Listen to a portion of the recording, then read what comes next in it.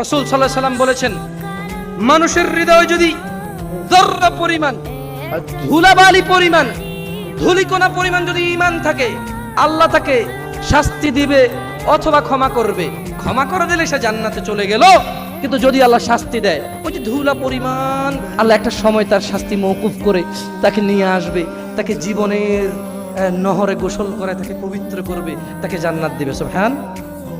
তুমি কি জানতে চাও না এই অপরাধটা কি? যেই অপরাধ না থাকলে মানুষের হাজার অপরাধ আল্লাহ চায় ক্ষমা করবে, অথবা তাকে শাস্তি দিয়ে ক্ষমা করবে। আল্লাহ চায় তাকে শাস্তি ছাড়া ক্ষমা করবে, অথবা আল্লাহ চায় তাকে শাস্তি দিয়ে ক্ষমা করবে, কিন্তু আল্লাহ ক্ষমা করবে।